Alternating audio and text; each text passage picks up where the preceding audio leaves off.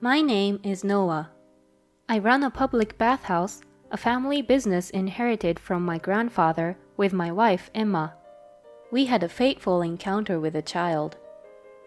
It was a certain day in early spring, still with a bit of chill in the air.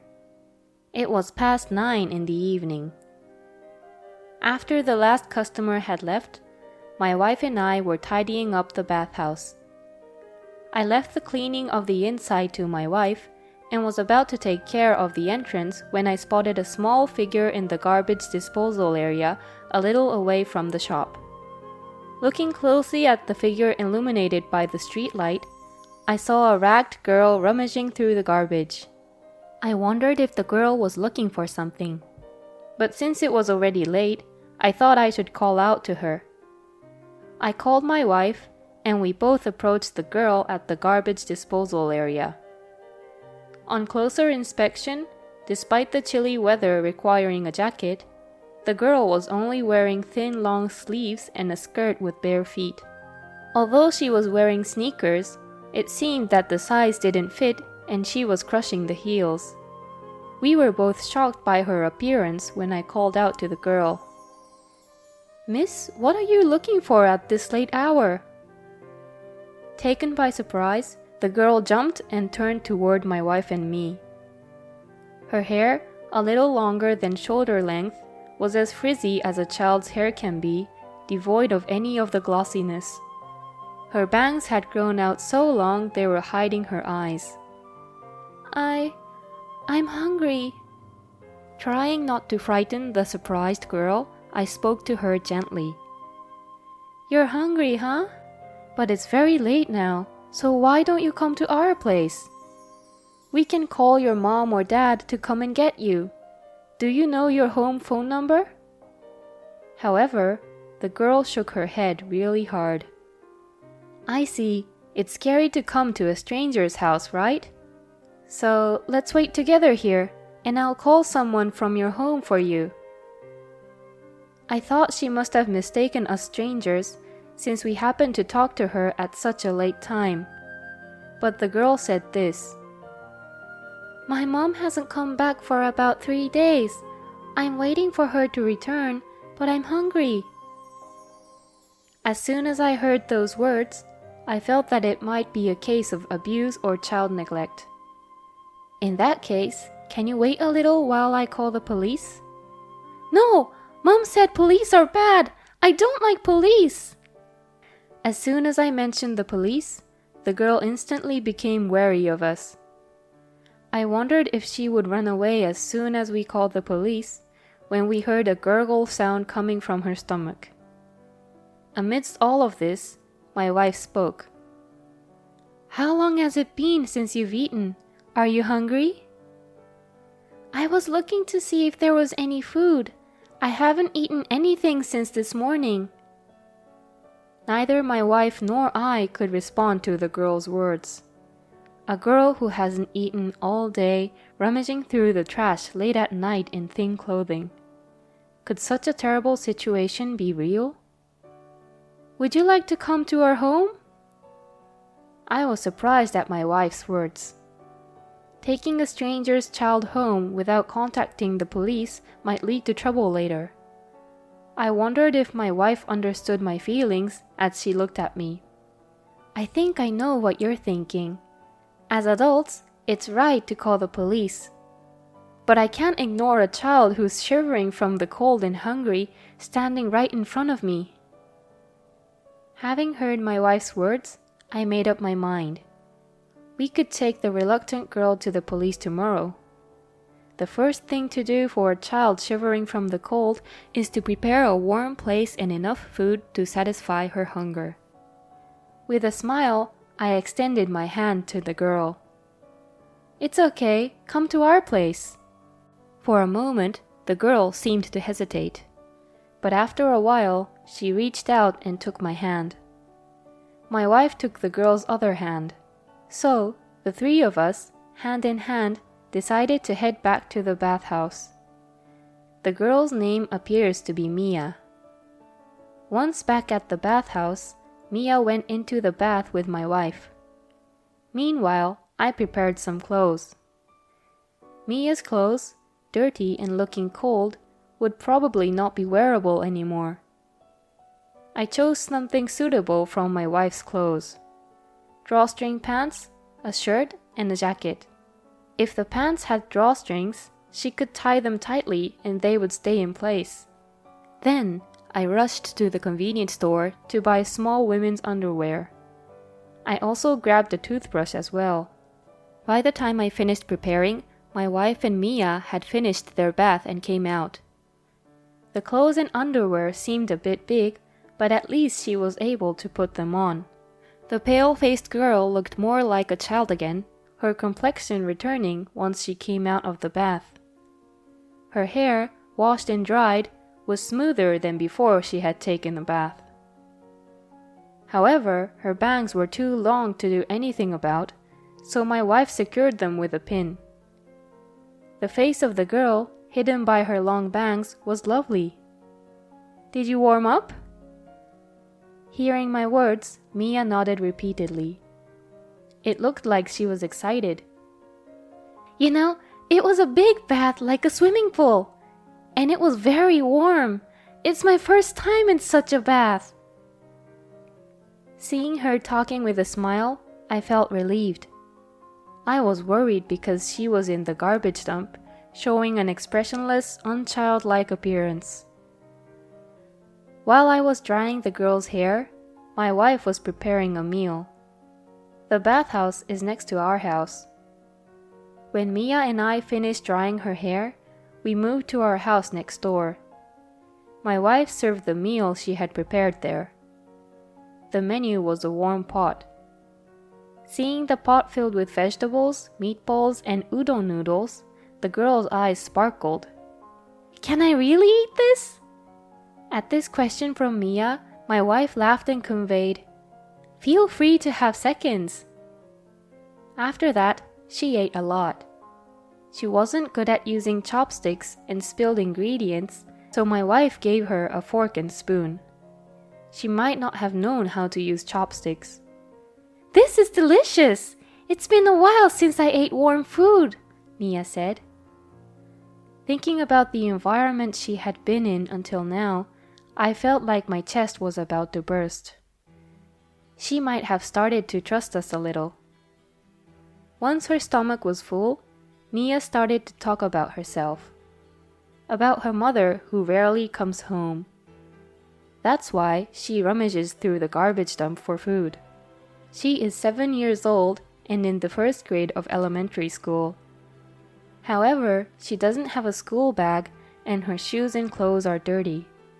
She doesn't go to school because she gets bullied by her friends for being smelly. For us as a couple, the story told by the girl was shocking. "I like it here. I want to sleep here. Are you going to call the police?" Neither my wife nor I hesitated. We wanted Mia, who had been through so much, to at least have a warm, restful sleep tonight. "It's okay. Let's sleep together on a fluffy bed tonight. But could you go to the police with us tomorrow?" "Don't worry. They are kind. Your mom might be worried too." Mia, who had been silent for a while, rubbed her sleepy eyes and said, "I hope so. I hope she is worried. Mom." I wanted to reassure her that her mother was also worried, but I couldn't find the words. I couldn't easily speak well of a mother who would likely abandon her child, because even if I made her feel better with a temporary comfort, it might hurt her later. I prepared the bedding in the room. Mia happily got into the bed. "This is my first time sleeping in such a fluffy bed. It's amazing. It's so warm. I hope she is not cold. It would be nice if she could sleep in a warm bed too," she said. My wife silently shed tears at the sight of her brave worry for a mother who left her behind without food. I was tearing up too, so it was hard to hide it from Mia so she wouldn't notice. The next day, my wife and I took Mia to the police box. I can't forget the slightly lonely look on her face as we said goodbye. So, it's goodbye with you and your wife? Trying to hold back my tears, I managed a smile. Yeah, hopefully we'll see each other again someday. The police will take good care of you from here, so you have nothing to worry about. Mia nodded when she heard my words. Finally, my wife hugged Mia. Mia waved at us with a smile as we left the police box. Although we had become so close to Mia in just one night, it was painful to say goodbye. On the way home from the police box, my wife was very worried about Mia's future. We are a childless couple. However, we, a couple who loved children, used to say that we wanted about 3 kids. When we had trouble conceiving and went to the hospital, we found out that my wife had ovulation problems. Still, there are ways to have children now. We took medication and attended infertility treatments. While taking occasional breaks, we spent 10 years in infertility treatment. However, we were not blessed with a child. We quit infertility treatment at the 10-year mark. Still, there was a part of us that couldn't completely give up. But we were tired of our feelings being swayed by whether or not we could have a child. We worked hard, so we decided to cherish our time as a couple. After that, we lived quietly as a couple. Because of our own situation, we could not forgive parents who made their precious children suffer in the cold. Eventually, we couldn't help but worry, so we contacted the police box where we took Mia. They said her mother had left and hadn't been found. They decided Mia would go to a children's home. The reason we were able to know the name of the children's home was because we were special as the people who found her. My wife and I went to see Mia right away. There were many children at the place who had been separated from their parents for various reasons. When we went to see her, Mia threw her arms around my wife. "Aren't you and your wife going to stay with me? They said my mom might not come back." Both my wife and I were stunned by Mia's words. All we could do was cover up her straightforward question with a forced smile. We couldn't live with Mia. After all, we were strangers. But when we talked to the children's home staff when leaving, we learned about foster care and adoption. When I felt like, "This is it," and looked at my wife, she was looking at me with serious eyes and nodded. It was the moment my wife and I decided. We heard about foster care and adoption that day and signed the necessary documents. For children like Mia who had just come to the children's home, it seems necessary to get permission from the family court to go through adoption or foster care procedures. But that permission was granted without any problems at a later date. After that, we participated in training and seminars to become adoptive parents and spent busy days. During that time, we visited Mia occasionally. "How would you feel if we said we want to live together as a family in place of your mom?" we asked her. "I'd be so happy," Mia answered with a beaming smile.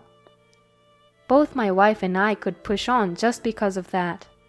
A normal mother is blessed with a child, nurtures it carefully in her womb, and during that time, the father supports so that the child is born safely. But we don't have that process. We can't go through the hardships that normal parents experience. So, to become Mia's parents, to see more of this child smile, we set a goal and combined our efforts to overcome the busy days. One day, an incident happened. Suddenly, we received a call from the children's home staff. "Hasn't Mia come to your place?" It was a message that Mia had slipped out of the place. Both my wife and I hurriedly went to search. The apartment where Mia used to live and our home are far from the children's home. Just as we were imagining the worst scenario, like her getting involved in something, we received a message from the children's home that Mia had been found. It seems the police found her. We hurriedly went to see Mia, who had returned to the children's home.